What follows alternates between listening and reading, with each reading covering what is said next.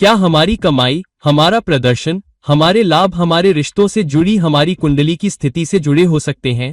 इसका मतलब है कि क्या हमारे रिश्ते हमारी कमाई, लाभ, समृद्धि, अच्छा करने, बढ़ने की क्षमता को प्रभावित या बाधित कर सकते हैं? और ये हमारे व्यवसाय से जुड़े हो सकते हैं। यदि आप व्यवसाय में हैं, तो हम स्वामित्व में हो सकते हैं। हम साझेदारी में व्यवसाय चला सकते हैं, जो और भी महत्वपूर्ण है क्योंकि साझेदारी को भी एक रिश्ते के रूप में देखा जाता है।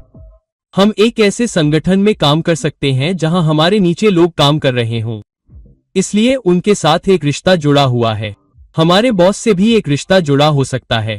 हालांकि कभी कभी हमारा घरेलू जीवन, हमारा रोमांटिक जीवन, ये हमारे करियर में, हमारे काम में अच्छा करने की हमारी क्षमता को कैसे प्रभावित कर सकता है, ये भी ग्रहों की स्थिति से प्रभावित हो सकता है।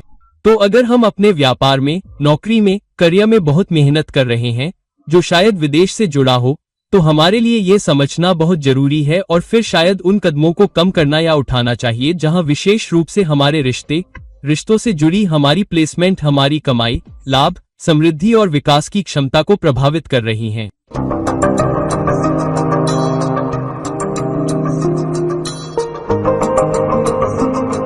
हेलो, नमस्कार और हबक मेरे सभी दोस्तों को आपके दोस्त ज्योतिष और गाइड फन से एक बार फिर आपके अपने चैनल एस्ट्रो एश्योरेंस से। अगर हमारे रिश्ते हमारे प्रदर्शन को प्रभावित कर रहे हैं, खासकर हमारी कमाई कैसे हो रही है, हम कैसे लाभ कमा रहे हैं, हम कैसे विकास कर रहे हैं और हम कैसे समृद्ध हो रहे हैं या समृद्धि हमारे पास आ रही है, तो हमारे लिए यह समझना जरूरी है कि हमारे रिश्ते, हमारे संबंध, हमारी साझेदारी और बढ़ने और कमाने की क्षमता के बीच क्या संबंध है। अब यह देखना बहुत जरूरी है कि प्लेसमेंट उस पर कैसे असर डाल रहे हैं।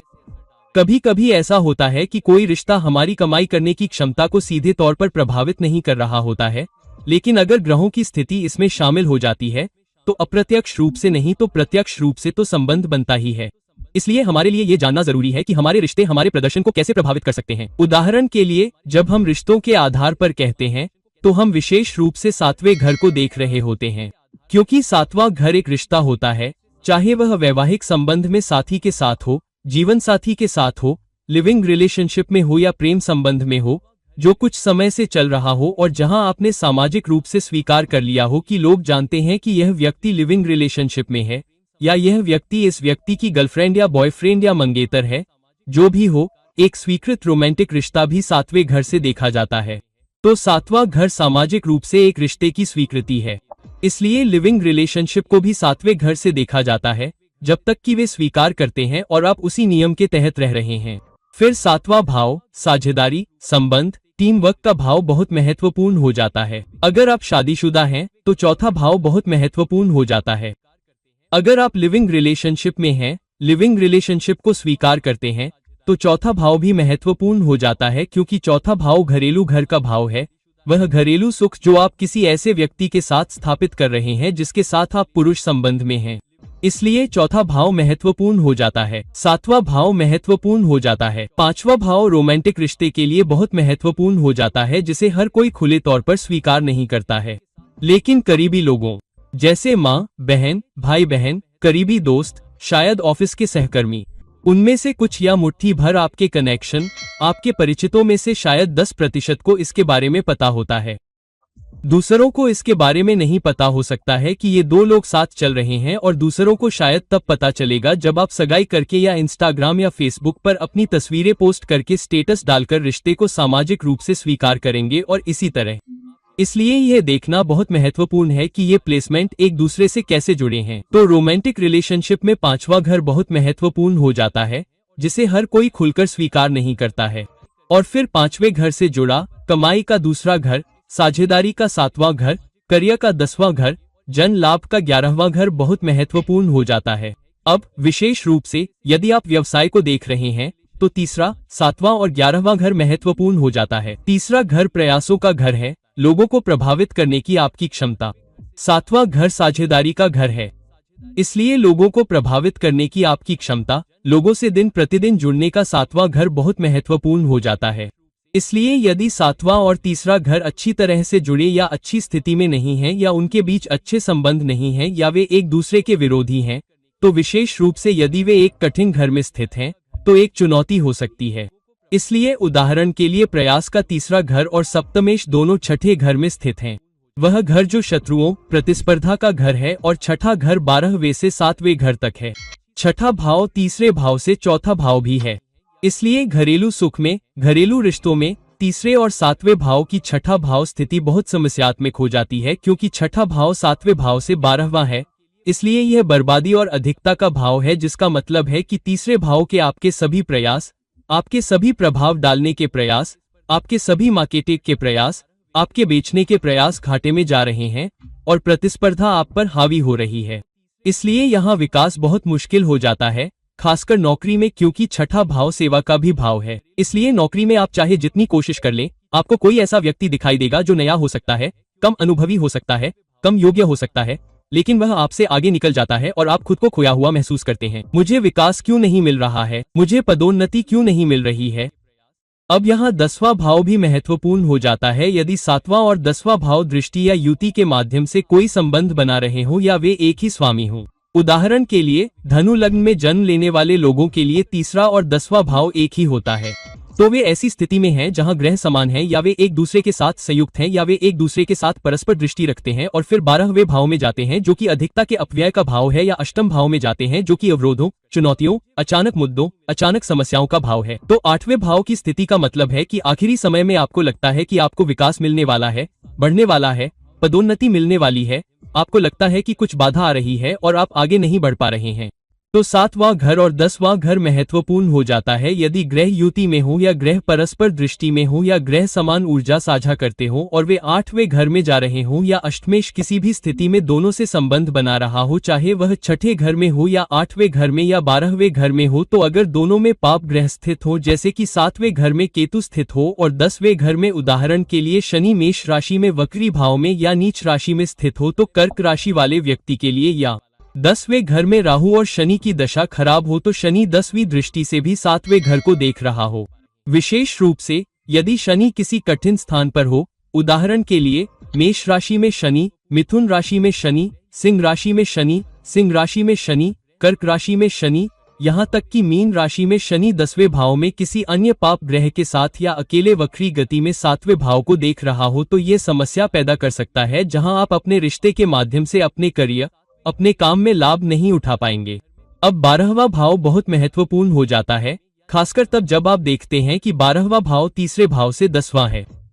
तो आप विदेश में किसी विदेशी संस्था में क्या करते हैं? आप अपने कंफर्ट जोन से बाहर जा रहे हैं। यदि आप अपने देश में हैं, तो आप अपने कंफर्ट जोन में हैं, लेकिन विदेश जाकर आप अपने कंफर्ट जोन, अपने घर से बहुत आगे जा रहे हैं और एक विदेशी भूमि में अपना घर स्थापित कर रहे हैं। तो 12वां भाव तीसरे भाव से 10वां भाव है। तीसरा भाव प्रयास का भाव है। तीसरा भाव आपकी खुद को मार्केट करने, खुद को प्रभावित करने की क्षमता भी है। तो आपने खुद को या लोगों को इतना प्रभावित किया है कि आप विदेश जा रहे हैं और वहां नौकरी पाने के लिए, एक स्थिर नौकरी पाने के लिए प्रभाव डालने की कोशिश कर रहे हैं। तो अगर तीसरे घर का स्वामी 12वें घर में अच्छी स्थिति में नहीं है, तो तीसरे घर से, और अगर 7वें घर में कोई पाप ग्रह है, तो आप चाहे जितना भी प्रयास करें, आपको विदेश में अच्छे परिणाम नहीं मिल सकते, क्योंकि आपके रिश्ते मदद नहीं कर रहे हैं। तो हाँ, यह महत्वपूर्ण है कि यदि आपके अपने जीवन साथी, प्रेमिका, जीवन साथी या कुछ हद तक अपने सहकर्मियों या अपने बॉस के साथ खराब संबंध हैं, तो आपको समस्या है। यदि आपके पास इस तरह की चुनौतियां हैं या समस्याग्रस्त स्थान है, तो आपको अपने रिश्तों पर काम करना चाहिए। आपको लोगों के साथ अच्छे तालमेल बनाने की अपनी क्षमता पर काम करना चाहिए। उदाहरण के लिए, अगर आपके घर में जीवन साथी है जिसके साथ आप लड़ते झगड़ते रहते हैं, तो आपके करियर पर असर पड़ेगा, आपकी ग्रोथ पर असर पड़ेगा, प्रमोशन पर असर पड़ेगा, हाई इंसेंटिव पाने की आपकी क्षमता पर असर पड़ेगा, किसी प्रोजेक्ट में स्वीकृति और सराहना पाने की आपकी क्षमता पर असर पड़ेगा, अपने सीनियर्स के सामने अपनी बात रखने की आपकी क्षमता पर असर पड़ेगा। तो आपके रिश्ते भी प्रभावित हो रहे हैं, जहां आपके 7वें घर के स्वामी का पुरुष प्रभाव है, आपके 10वें घर का कुछ पुरुष प्रभाव है, और उसके ऊपर आप अपने जीवन साथी या पार्टनर के साथ अच्छे रिश्ते न होने से भी आग में घी डाल रहे हैं। तो हाँ, चुनौतियों को कम करने का सबसे अच्छा तरीका है, जब आप अपने करियर में आगे नहीं बढ़ पा रहे हो, जब आप अपनी नौकरी में अच्छा नहीं कर पा रहे हो, जब आपको ग्रोथ नहीं मिल रही हो, जब आपको प्रमोशन नहीं मिल रहा हो, आप लंबे समय से एक ही जगह पर अटके हुए हो, आपका व्यवसाय नहीं बढ़ रहा हो, आपका व्यक्तिगत व्यवसाय या एक सामाजिक प्रभावक के तौर पर अच्छा नहीं चल रहा हो, आप किसी विदेशी ब्रांड, विदेशी कंपनी, मल्टीनेशनल कंपनी या फिर विदेश में भी अच्छा प्रदर्शन नहीं कर पा रहे हैं, और आपके रिश्ते भी अच्छे नहीं हैं, आपके पार्टनर या घर में भी आपके रिश्ते अच्छे नहीं हैं। घर में शांति भंग हो जाती है। घर में शांति भंग हो जाती है, एक दूसरे के लिए भावनाएं नहीं रह जाती हैं। फिर आपको एक चुनौती का सामना करना पड़ेगा। आप चाहे जितना भी प्रयास कर लें, तरक्की कर लें, आप चाहे जितना भी प्रयास कर लें, कमाने की कोशिश कर लें, आप चाहे जितना भी प्रयास कर लें, अपनी नौकरी, करियर, पेशे, व्यापार में स्थिर संबंध बनाने की कोशिश कर लें, लेकिन विदेश में आपको कुछ नहीं मिलेगा। अब यहाँ हम सवाल पूछते हैं, मैं बहुत मेहनत कर रहा हूँ, मुझे अच्छे परिणाम क्यों नहीं मिल रहे हैं? सीधी सी बात है कि आप अपने जीवन साथी के साथ अच्छा व्यवहार नहीं कर रहे हैं। अब जीवन साथी इसलिए महत्वपूर्ण हो जाता है क्योंकि वह शुक्र है। जीवन की अच्छी गुणवत्ता शुक्र से जुड़ी होती है और आप अपने जीवन साथी के साथ अच्छा व्यवहार न करके शुक्र को खराब कर रहे हैं। और शुक्र लंबे समय तक लाभ या बैंक में पैसे को बढ़ाता है। बैंक में जमा पैसा शुक्र है। शुक्र क्यों? शुक्र आपकी कुंडली में दूसरे भाव का स्वामी है। वृषभ राशि दूसरे भाव के अलावा धन के लिए आपकी कुंडली में सबसे महत्वपूर्ण राशि है। तो जब आपके रिश्ते अच्छे नहीं होते हैं तो शुक्र खराब हो जाता है। और अब अगर शुक्र 10वें भाव में, 7वें भाव में, चौथे भाव में, छठे भाव में, 8वें भाव में या फिर लग्न में खराब स्थिति में आ जाए तो आपके लिए बड़ी चुनौती है। अगर आप अपने रिश्तों को ठीक से नहीं निभा रहे हैं तो आपके लिए अच्छा ही है। आपके उनके साथ दोस्ताना संबंध भी नहीं है। आप हर समय चुनौतियों का सामना करते रहते हैं। आप समस्याएं खड़ी करते हैं। आप गलतियां निकालते हैं। आप बहुत अधिक विश्लेषणात्मक हैं। आप बहुत अधिक नुकीले हैं। आप बहुत अधिक अपेक्षा रखते हैं। आप सहायक नहीं हैं। आप धैर्यवान नहीं हैं। आप एक स्थिर रिश्ते की दिशा में काम नहीं कर रहे हैं। मैं कोशिश करता हूँ लेकिन वह ऐसा करता है। मैं कोशिश करता हूँ लेकिन वह ऐसा करती है। तब एक समस्या है। आप चाहे जितनी कोशिश कर लें, आपको विकास नहीं मिलेगा। यदि आप वास्तव में समृद्ध होना चाहते हैं, यदि आप वास्तव में बहुत अच्छा करना चाहते हैं, तो आपके लिए तीसरा घर, चौथा घर, 5वां घर, दशम भाव बहुत महत्वपूर्ण हो जाते हैं। इसके अलावा शुक्र जो शुक्र के संबंध का कारक है।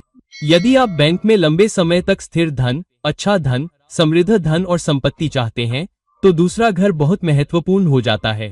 इसलिए यदि 7वां घर और दूसरा घर, जिनका 6 साल का संबंध है, छठे घर या 8वें घर या 12वें घर में कठिन स्थिति में हैं, तो आप चाहे जितनी भी कोशिश कर लें, आप कितनी भी मेहनत कर लें, आप पाएंगे कि आप धन संचय या संपत्ति नहीं बना पाएंगे।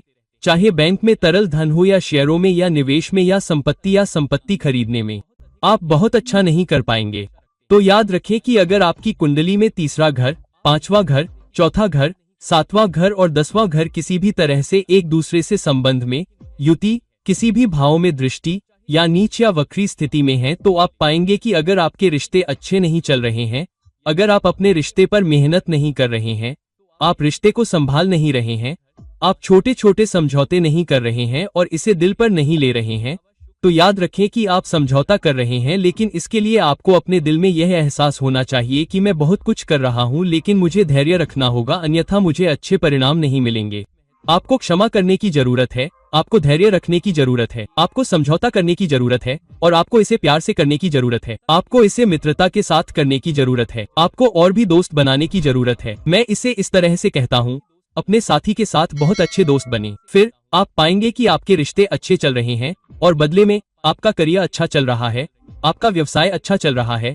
11वें घर, इच्छा के घर के साथ जनता के माध्यम से समाज में आपको अच्छे परिणाम मिलेंगे। इसलिए यदि आपके पास तीसरे घर, चौथे घर, 5वें, 7वें या 10वें घर में से कोई भी स्थान धूल में, वक्री गति में, दुर्बलता में, एक दूसरे के लिए खराब दृष्टि, एक दूसरे के लिए खराब संयोजन में नहीं है और आप खराब संबंधों के माध्यम से अपने शुक्र को खराब कर रहे हैं, तो आप चाहे कितनी भी कोशिश कर लें, आप समृद्ध नहीं हो पाएंगे। लेकिन सबसे अच्छा उपाय, जैसा कि मैंने कहा, अपने रिश्तों पर काम करना है, शुक्र को खुश रखना है, घर का माहौल शांतिपूर्ण, खुशनुमा, प्रसन्नचित, स्वच्छ रखना है, अच्छे कपड़े पहनना है, सफेद कपड़े ज्यादा पहनना है, अच्छा परफ्यूम लगाना है, घर में अच्छी खुशबू रखनी है। सबसे जरूरी है अपने रिश्तों पर काम करना है और आप पाएंगे कि समय के साथ धीरे धीरे जैसे जैसे आप अपने रिश्तों पर काम करेंगे, धीरे धीरे हालात बदलेंगे, धीरे धीरे आपको बेहतर और बेहतर नतीजे मिलेंगे और फिर आप समृद्ध भी होने लगेंगे। तो दोस्तों, इस वीडियो को लाइक करें, शेयर करें और अगर आप मुझसे पर्सनल कंसल्टेशन चाहते हैं तो कृपया नीचे दिए गए लिंक पर मुझसे संपर्क करें। कुछ समय बाद किसी और वीडियो के साथ मैं आपका मित्र ज्योतिषी और मार्गदर्शक हूँ और विदा लेता हूँ। नमस्ते।